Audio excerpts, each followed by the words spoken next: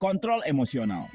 Halus, licik, dan seringkali disamarkan sebagai kasih sayang atau perhatian. Ini adalah bentuk manipulasi yang sangat berbahaya karena seringkali tidak disadari oleh korban.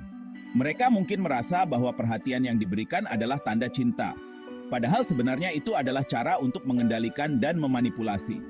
Bentuk manipulasi ini dapat membuat kamu merasa terjebak, meragukan persepsi diri sendiri, dan mempertanyakan kewarasanmu. Kamu mungkin mulai meragukan setiap keputusan yang kamu buat, merasa tidak mampu tanpa persetujuan dari orang yang mengendalikanmu.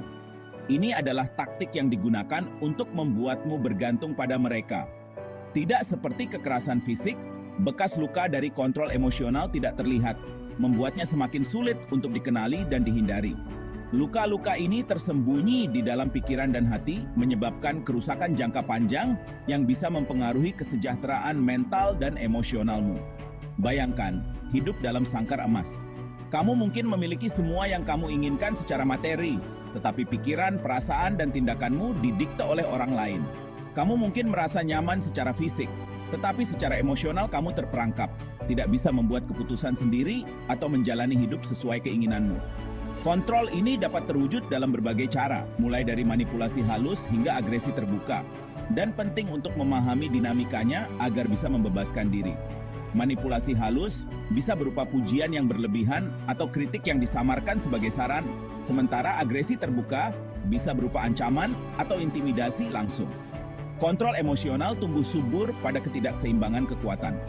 Pelaku yang seringkali merupakan seorang narsisis berusaha untuk mendominasi dan mengendalikan korbannya secara bertahap, mengikis harga diri dan kemandirian mereka. Mereka menggunakan berbagai taktik untuk memastikan bahwa korban tetap berada di bawah kendali mereka, termasuk gaslighting, isolasi sosial, dan manipulasi emosional. Melalui kombinasi pesona, manipulasi, dan intimidasi, mereka menciptakan lingkungan yang buruk di mana korban merasa terjebak dan tidak berdaya.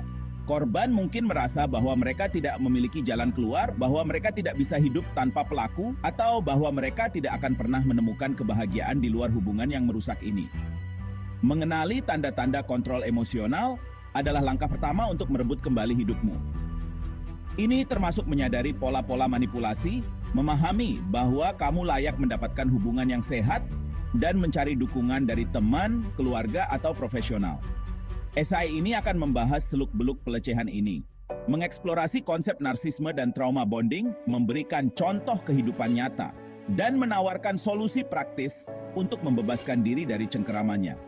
Dengan pengetahuan dan alat yang tepat, kamu bisa mulai membangun kembali hidupmu, menemukan kembali kemandirianmu, dan menciptakan masa depan yang lebih cerah dan bebas dari kontrol emosional.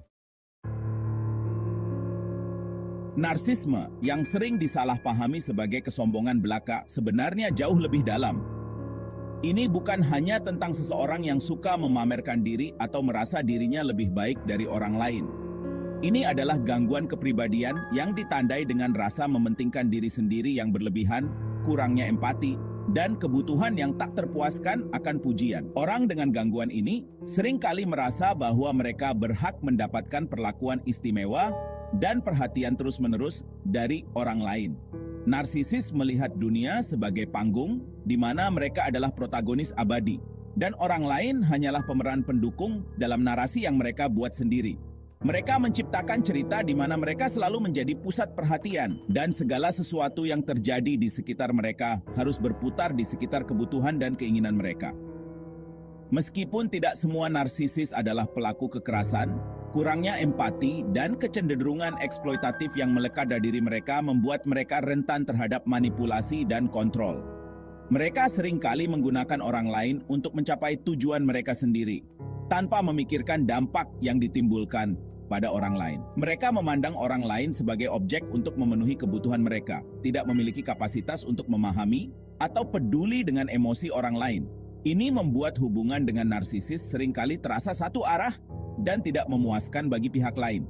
Pesona seorang narsisis bisa memabukkan. Mereka memiliki kemampuan untuk membuat orang lain merasa istimewa dan dihargai.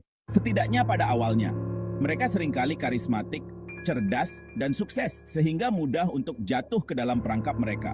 Keberhasilan mereka dalam berbagai bidang seringkali digunakan sebagai alat untuk memanipulasi dan mengendalikan orang lain. Namun, pesona ini hanyalah kedok. Persona yang dibangun dengan hati-hati yang dirancang untuk memikat dan melucuti. Di balik fasad ini, terdapat individu yang sangat membutuhkan validasi dan pengakuan dari orang lain. Di balik topeng kepercayaan diri terdapat ego yang rapuh, yang membutuhkan validasi terus-menerus. Mereka sangat sensitif terhadap kritik dan seringkali bereaksi berlebihan terhadap apa yang mereka anggap sebagai ancaman terhadap citra diri mereka. Setiap kritik-ketik atau ancaman yang dirasakan terhadap citra diri mereka yang meningkat akan disambut dengan kemarahan, amarah, atau manipulasi. Mereka mungkin mencoba untuk merendahkan atau menghancurkan orang yang mereka anggap sebagai ancaman. Mereka adalah ahli dalam gaslighting, sebuah taktik yang digunakan untuk membuat korban meragukan kewarasan mereka dan mempertanyakan persepsi mereka sendiri. Dengan cara ini, narsisis dapat mempertahankan kontrol atas orang lain dan memastikan bahwa mereka tetap menjadi pusat perhatian dan kekaguman. Dalam setting sosial, narsisis seringkali menggunakan pesona dan manipulasi untuk mendapatkan apa yang mereka inginkan. Mereka mungkin tampak ramah dan menawan, tetapi di balik itu semua, ada niat untuk mengendalikan dan memanfaatkan orang lain demi keuntungan pribadi mereka. Penting bagi korban penyalahgunaan narsisis untuk mencari bantuan dan dukungan. Memahami sifat narsisme dan taktik yang digunakan oleh narsisis dapat membantu korban untuk melepaskan diri dari siklus penyalahgunaan dan memulai proses penyembuhan. Trauma bonding adalah fenomena psikologis yang sering terjadi dalam hubungan yang kasar, termasuk hubungan dengan narsisis.